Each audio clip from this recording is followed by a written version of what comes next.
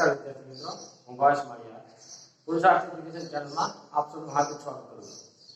આજે આપણે વાત કરીશું ધોરણ 6 ની અંદર સામાજિક જ્ઞાનની અંદર ચેપ્ટર 2 એટલે કે ભારતની પ્રારંભિક શાસન વ્યવસ્થા અથવા તો રાજ્ય વ્યવસ્થા। હવે આપણે અહીં આપણા દેશની અંદર એટલે કે ભારતની અંદર શરૂઆતમાં જે વૈદિક કાળ અનુવૈદિક કાળ દરમિયાન प्रारंभिक शासन व्यवस्था कई प्रकार की थी, राज्य व्यवस्था कई प्रकार की थी, एना विषे जाणीशुं। तो शुरुआत में आपने जे भारत की प्रारंभिक राज्य व्यवस्था छे एनी माहिती ए जोईए तो जूना ग्रंथो एमाने जोईए तो वेद छे, महाकाव्य होय के પછી બૌદ્ધ ગ્રંથો આ બધાની અંદરથી આપણને ભારતની પ્રારંભિક રાજ્ય વ્યવસ્થા વિશેની માહિતી મળે છે અને આપણને એ ગ્રંથોની વાંચન કરીએ તો ખ્યાલ આવે કે શરૂઆતની અંદર ભારતમાં शासन व्यवस्था राज्य व्यवस्था कई प्रकार की हती। तो एमां जोईए तो अपना देशनी अंदर शुरुआत में जे शासन व्यवस्था छे ए आ मोटा मोटा जे ग्रंथो छे एमनी अंदरथी आपणे माहिती मळे छे अने आपणे ख्याल आवे छे के ए समय दरमियान એટલે કે વૈદિક કાળ છે અથવા તો અનુવૈદિક કાળ છે બરાબર ઋગ્વેદ કાલીન યુગ છે એ સમય દરમિયાન શાસન છે એ કઈ પ્રકારે ચલાવવામાં तो एमां पण खास કરીને જે કબીલાઈ વર્ગ શાસન વ્યવસ્થા તો એક આપણી જે પ્રારંભિક શાસન વ્યવસ્થા છે એમનો એક વિશિષ્ટ ભાગ આપણે ગણી શકાય। તો હવે આપણે એમાં જોઈએ તો એમની અંદર શાસન વ્યવસ્થાની અંદર વાત કરીએ તો જનપદ બરાબર મહાજનપદો આવા બધા જે શાસન વ્યવસ્થા ગણ રાજ્ય છે એ બધા બાબતોનો સમાવેશ થાય છે। તો આપણે એમાં જોઈએ જનપદ। તો જનપદ એક કબીલાઈ વર્ગ શાસન વ્યવસ્થા વિશિષ્ટતા એવી છે કે એ શાસન વ્યવસ્થાની અંદર બરાબર એટલે કે આજથી અથવા તો ઈસવીસન પૂર્વે 1000 વર્ષ પહેલા આ જે જનપદ છે એ ગંગા નદી અને જે પ્રદેશ આવેલો છે બરાબર એટલે કે પંજાબ અને જે ગંગા નદીનો જે પ્રદેશ છે ત્યાં જે એ પ્રદેશ ઉપર જે શાસન વ્યવસ્થાની સ્થાપના થઈ જેને જનપદ કહેવામાં આવતા। હવે જનપદની અંદર આપણે એને અલગ કરી દઈએ જન વત્તા પદ એટલે કે જન એટલે માણસો બરાબર તો અને પદ એટલે રહેવા રેખા સ્થાન। તો આમ માણસોના વસવાટનું એક સ્થળ એક ક્ષેત્ર અથવા તો એક સ્થાન જેને જનપદ કહેવામાં આવે છે।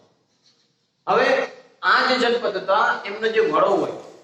એમને રાજન્ય કહેવામાં આવતું અને એ રાજ્યની એટલે કે એ વડાની ચૂંટણી કરવામાં આવતી અને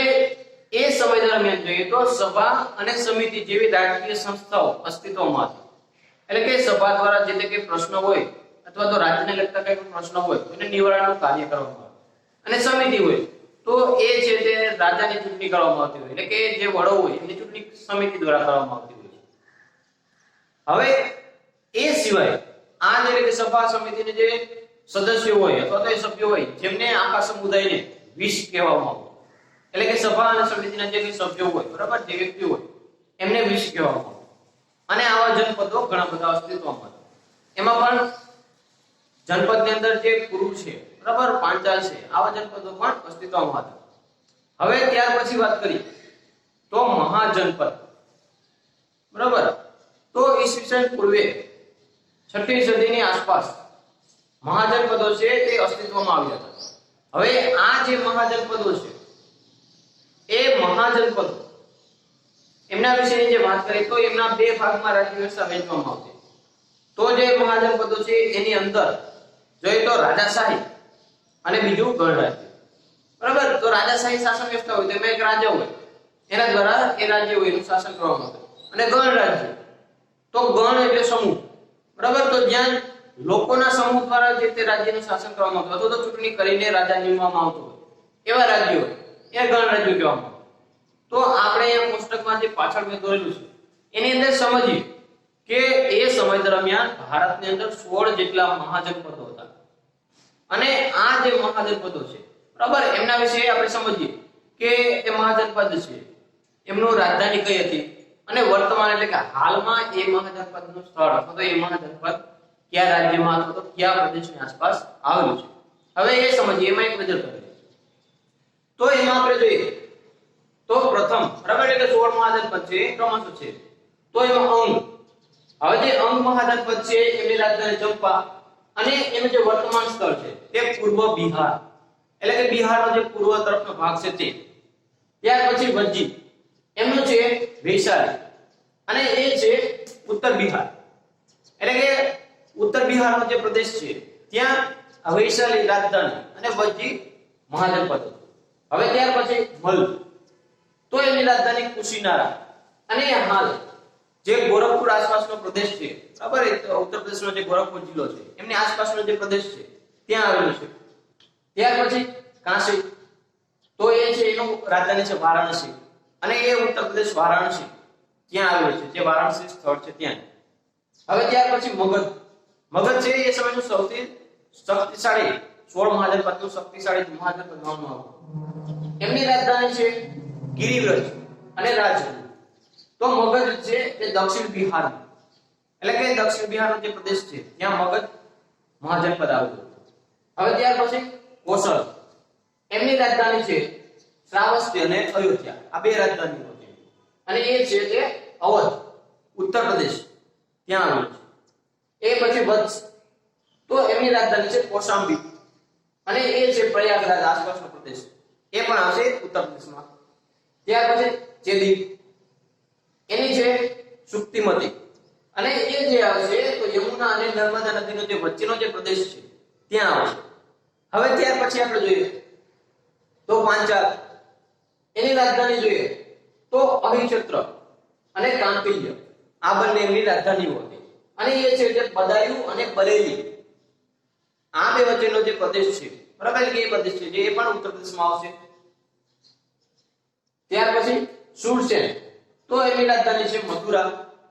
બરાબર, અને એ આવશે મથુરા આસપાસનો જે પ્રદેશ છે, એટલે કે એ પણ ઉત્તર પ્રદેશમાં જ આવશે. ત્યાર પછી કુરુ, તો એની રાજધાની છે ઇન્દ્રપ્રસ્થ,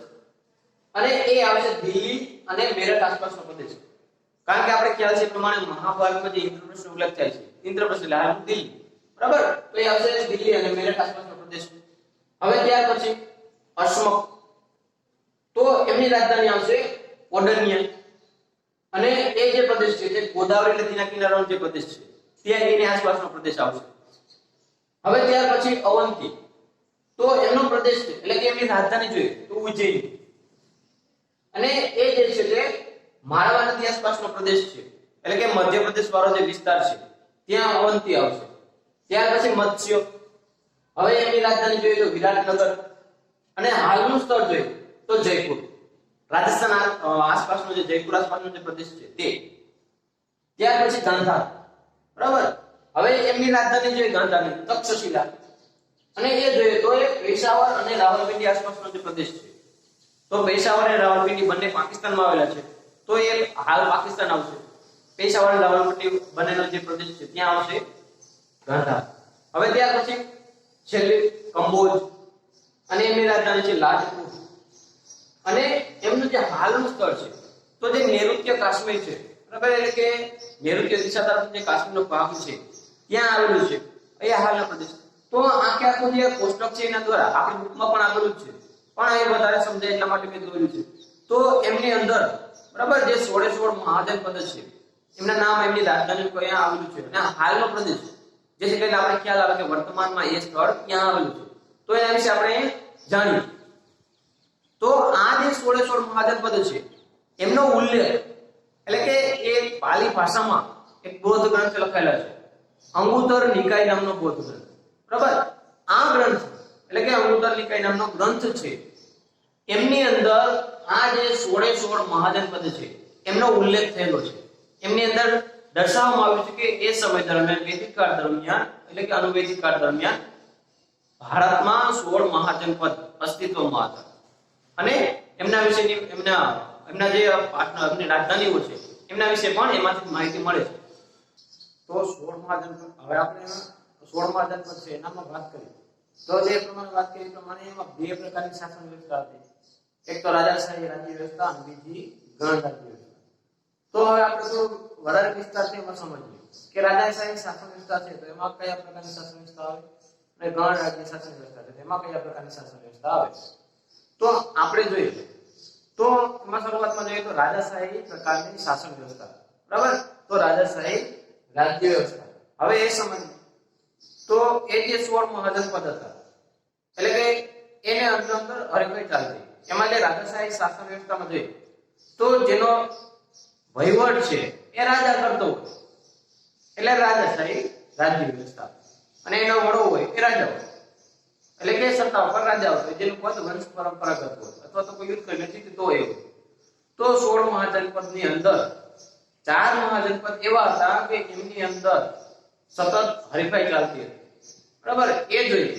તો એમાં જોઈએ તો મગધ છે કૌશલ છે વત્સ અને અવંતી આ 4 મહાજનપદ એવા હતા કે એની અંદર સ્પર્ધા ચાલતી હતી એમાં અંતે જે મગધ છે એ 16 મહાજનપદનું સૌથી શક્તિશાળી મહાજનપદ સાબિત થાય છે કારણ કે એમને હરાવે છે અને મગધ છે એ સૌથી શક્તિશાળી મહાજનપદ ગણાય છે હવે મગધની અંદર એમના જે વંશો જોઈએ તો મુખ્ય 3 વંશના રાજાઓ થઈ ગયા મુખ્ય 3 વંશના શાસકો થઈ ગયા તો એમાં આપણે સમજીએ તો શરૂઆતમાં હર્યક વંશ બરાબર તો જે હર્યક વંશના જે શાસકો હતા એટલે કે હર્યક વંશના જે રાજાઓ હતા એમાં જોઈએ તો એમનો સ્થાપક છે બિંબિસાર જે હર્યક વંશનો સ્થાપક બિંબિસાર હવે જે બિંબિસાર છે એ સમય દરમિયાન મગધની રાજધાની છે તે હતું તે રાજગૃહ એટલે કે જે ગિરિગૃહ બરાબર એ એમની રાજધાની હતી હવે થોડા સમય બાદ એમનો પુત્ર એટલે કે બિંબિસારનો પુત્ર અજાતશત્રુ એ મગધની રાજગાદી ઉપર આવે છે તો એ મગધની ગાદી ઉપર આવે છે એ સમય દરમિયાન અજાતશત્રુ છે તે મગધની રાજધાની છે એ બદલાવે છે અને જે રાજગૃહ હતું તે બદલાવીને પાટલીપુત્ર કરી દે છે પાટલીપુત્ર એટલે હાલનું પટના જે બિહારનું પાટનગર છે તે બરાબર બિંબિસારનો પુત્ર અજાતશત્રુ એ રાજધાની બદલાવે છે અને પાટલીપુત્ર સ્થળાંતર કરી દે છે હવે જે અજાતશત્રુ છે તે એ સમય દરમિયાન જે લીછવીઓ હતા બરાબર એમની સાથે યુદ્ધ કરે છે એમને હરાવે છે અને મગધનો રાજ્ય વિસ્તાર કરે છે હવે ત્યાર પછી બીજા વંશના શાસકો એટલે કે હર્યક વંશ બાદ નાગવંશના સ્થાપકો છે નાગવંશ શાસકો છે એ રાજગાદી ઉપર આવે છે એ મગધનો મોરચો સંભાળે છે તો એમાંનો એક રાજા જોઈએ તો શિશુનાગ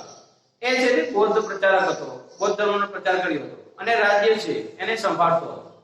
બરાબર નાગવંશમાં આ એક રાજાનો ઉલ્લેખ જોવા મળે છે આપણે અહીં ચેપ્ટરમાં હવે ત્યાર પછી નંદવંશ નાગવંશ બાદ નંદવંશના શાસકોનું શાસન આવે છે તો એમનો સ્થાપક છે મહાપદ્મનંદ જેને મગધનો સૌથી શક્તિશાળી શાસક માનવામાં આવે છે અને જે આ જે નંદવંશ છે એમનો પણ શક્તિશાળી શાસક માનવામાં આવે છે હવે જે મહાપદ્મનંદ છે એ શક્તિશાળીની સાથે સાથે પ્રાચીન ભારતનો મહાસામ્રાજ્ય બરાબર અથવા તો સામ્રાજ્યનો સ્થાપક ગણવામાં આવે છે જેમને સામ્રાજ્યનો વિસ્તાર કર્યો હવે એના પછી મહાપદ્મનંદ બાદ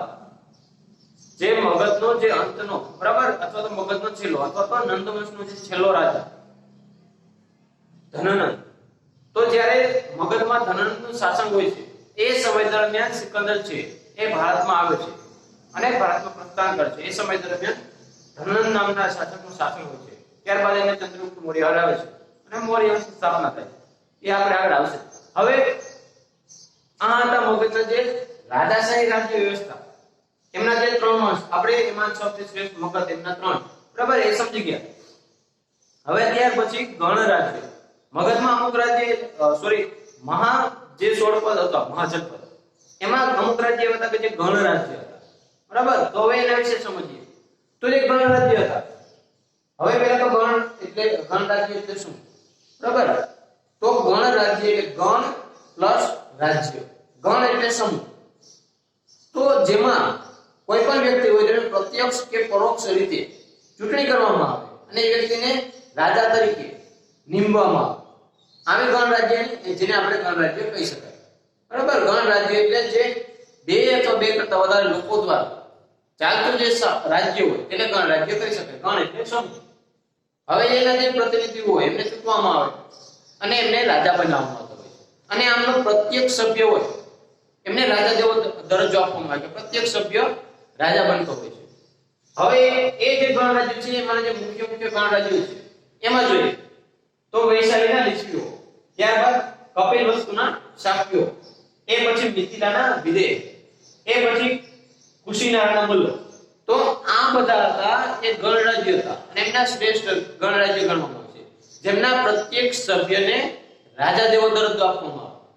અને પ્રત્યક્ષ કે પરોક્ષ રીતે ચૂંટણી કરવામાં આવે અને જે તે રાજાને ચૂંટવામાં આવતો હોય છે. ત્યારબાદ એ રાજ્યનો વહીવટ છે એ રાજા સંભાળતો હોય છે અને એમનું પદ હોય એ પણ અમુક ટાઈમ પૂરતું હોય છે.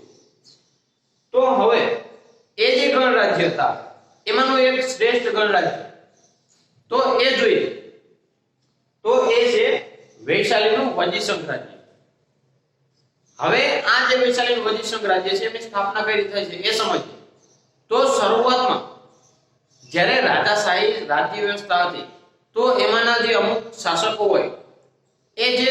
તે ગણરાજ્ય હોય બરાબર એના પર આક્રમણ કરે. ગણરાજ્ય નાનું હોય છે તો એ પહોંચી વળતું નથી. પરિણામે 8 કે 9 જાતિના લોકો છે એટલે કે ગણરાજ્ય મળીને આખું એક વૈશાલીનું વજીસંઘ રાજ્ય બને છે. હવે એની અંદર જોઈએ એની અંદર કયા કયા મુખ્ય છે તો એમાં જો લિસ્વીઓ બરાબર, એ પછી જ્ઞાતુ, વિદેહ, એ પછી શાક્ય, મલ, આ બધા જે રાજ્યો છે ગણરાજ્ય છે એ 8 કે 9 જાતિના ગણરાજ્યો સાથે મળીને આખું એક વૈશાલી વજીસંઘ રાજ્ય બને છે બરાબર. અને એ છે એની ઉપર એટલે કે જે તે રાજા હોય અથવા તો જે તે સભ્ય હોય એને ચૂંટવામાં આવે અને પછી એ શાસન કરે. તો હવે જે વૈશાલીનું વજીસંઘ રાજ્ય છે એનું જે મથક જોઈએ બરાબર, એનું જે આખું મથક તો એ જે લિચ્વીઓનું વૈશાલી હતું બરાબર, એનું જે મથક હતું એના કારણે એટલે કે ત્યાં એને સ્થાપવામાં આવ્યું એના કારણે એને વૈશાલીનું વજીસંઘ રાજ્ય કહેવામાં આવે છે, જેમાં વજીના લોકો પણ સામેલ હોય છે. હવે જે આ વૈશાલીનું વજીસંઘ રાજ્ય છે એની અંદર જોઈએ એટલે કે આ ગણ રાજ્યની અંદર આપણે સમજીએ તો એમાં દરેક વ્યક્તિ હોય એમને પ્રત્યક્ષ કે પરોક્ષ રીતે એનો વડો ચૂંટવામાં આવે એટલે કે રાજા છે એને નિમણૂક કરવામાં આવતી હોય છે. હવે ત્યાર પછી બધા સભ્યો હોય એ સભ્યો દ્વારા જે તે વડાને જે ચૂંટવામાં આવતો હોય છે અને એને જે ચૂંટણી કરવામાં આવે એનું સ્થાન હોય તો એ અમુક સમય પૂરતું મર્યાદિત હોય છે એટલે કે કાયમી માટે એને ચૂંટવામાં ન આવે, એનો કાર્યકાળ પૂરો થાય ત્યારબાદ ફરીવાર બીજાને ચૂંટવામાં આવતો હોય છે. હવે આવી રીતે શાસન વ્યવસ્થા કરવામાં આવે અને કોઈ પણ પ્રશ્ન હોય તો એ પ્રશ્નનો બહુમત કે સર્વાનુમત દ્વારા એનો નિર્ણય લેવામાં આવે એટલે કે રાજ્યનો કોઈ પણ નિર્ણય લેવાનો હોય તો એ બહુમત કે સર્વાનુમત દ્વારા લેવાનો હોય. બહુમત એટલે જે વધારે પડતા મત હોય, સર્વાનુમત એટલે બધા એક સાથે હોય. તો હવે આ જે નિર્ણય લેવા માટે સભા બોલાવવામાં આવતી અને એ સભા ત્યાં બોલાવવામાં આવતી જેને સંથાગાર કહેવામાં આવે અથવા તો નગર ભવન પણ કહેવામાં આવતું હોય બરાબર. ત્યાં સંથાગાર ખાતે આ સભા બોલાવવામાં આવે અને ત્યાં બહુમતી પસાર કરવામાં આવતી હોય છે.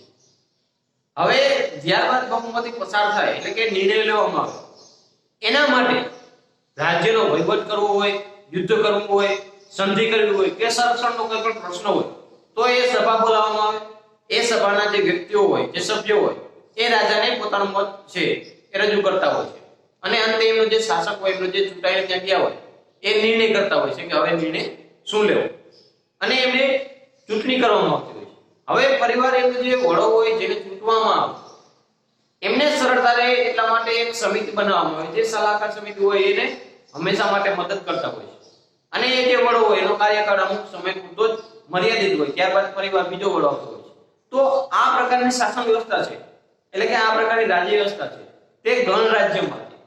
છે જ્યાં અત્યારની જેમ અત્યારે જેમ આપણે ચૂંટણી થાય છે બરાબર અને જે તે પ્રતિનિધિ હોય એને ત્યાં મોકલવામાં આવે છે. તો એવી જ રીતે એ સમય દરમિયાન પણ પ્રતિનિધિ ચૂંટવામાં આવતો અને એ પ્રતિનિધિને એ જે તે રાજ્ય હોય એનો વડો બનાવવામાં એટલે કે રાજા બનાવવામાં આવતો. આમ જોઈએ તો બધા સભ્યોને રાજા જેવો દરજ્જો આપવામાં કારણ કે બધા સભ્યો સમાન ગણવામાં આવે. હવે આપણે વાત કરીએ કે એ સમય દરમિયાન એટલે કે ગણ રાજ્યની લોકોનું સમાજ જીવન અને રાજ્ય વ્યવસ્થા બરાબર. આપણે ત્યાં સુધી જે 16મા આદેશ છે એના રાજાશાહી રાજ્ય વ્યવસ્થા અને ગણ રાજ્ય. તો હવે ગણ રાજ્યની અંદર બરાબર કે એ સમયના લોકો છે તેનું સમાજ જીવન કેવું હોય અને એ સમયની રાજ્ય વ્યવસ્થા છે એ કયા પ્રકારની હતી. તો આપણે જો એ સમય દરમિયાન જે સમાજ જીવન છે એની વાત કરીએ તો મોટાભાગના લોકો છે એ પશુપાલન પ્રવૃત્તિ સાથે સંકળાયેલા હતા અને એ સમયના લોકોનો છે એમને જે એમાં જોઈએ ખેતી સાથે પણ સંકળાયેલા હતા. એટલે કે એમાં જોઈએ તો ઘઉં, ચોખા, જવ, સરસવ, તલ, શેરડી, કઠોળ વગેરે બધા પાકોની ખેતી કરવામાં આવતી અને ખોરાક તરીકે પણ એનો ઉપયોગ કરવામાં આવતો.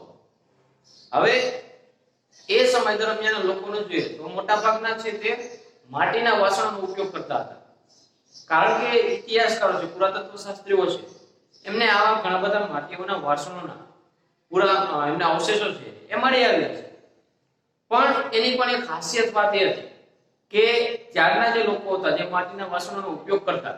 એમની ઉપર ચિત્રકામ કરવામાં આવતું અને આવા જે ચિત્રિત વાસણો છે એમના પુરાવા પણ મળી આવ્યા છે. અને આવા વાસણો છે તો એમને ભૂષણ પાત્ર બરાબર પણ કહેવામાં આવે છે કારણ કે એની ઉપર ચિત્ર કરવામાં આવેલું છે અને આવા ચિત્રિત માટીના વાસણો પણ મળી આવ્યા છે. હવે એ સમય દરમિયાન કોઈ પણ રાજ્યનો શાસક હોય એટલે કે કોઈ પણ રાજ્યનો રાજા હોય તો એ પોતાના રાજ્યને બચાવવા માટે, પોતાના રાજ્યના સંરક્ષણ માટે બને એટલા ઉપાયો કરતો હતો. તો એમાં જોઈએ તો એ જે રાજ્યનો શાસક હોય તો એ રાજ્ય હોય તેમને ફરતે કિલ્લેબંધી કરે. અમુક જે મોટા રાજાઓ હોય બરાબર, જે વધારે શક્તિશાળી હોય તો એ મોટા મોટા કિલ્લાઓ બંધાવે જેથી કરીને લોકો હોય અને રાજ્ય છે એનું રક્ષણ કરવા માટે કિલ્લાઓ બંધાવવામાં. હવે આવા કિલ્લાઓ છે તેમની દિવાલો એ ખૂબ જ જાડી બનાવવામાં આવે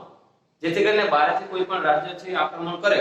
તો આવા કિલ્લાઓની દિવાલ તોડી શકાય નહીં. દરવાજા છે તે ખૂબ જ ઊંચા અને જાડા બનાવવામાં આવે છે, ખૂબ જ મજબૂત બનાવવામાં જેથી કરીને સરળતાથી તોડી શકાય નહીં. ઘણા જે શાસકો છે એ પોતાના શક્તિનું પ્રદર્શન કરવા માટે પોતાનું રાજ્ય છે તેમને ફરતે ઊંચી દિવાલ બનાવે, રાજ્યને ફરતે કિલ્લેબંધી કરે. આવા પુરાવો પણ મળી આવે છે કે જે પોતાના રાજ્યનો શાસક હોય એ પોતાના રાજ્યને બચાવવા માટે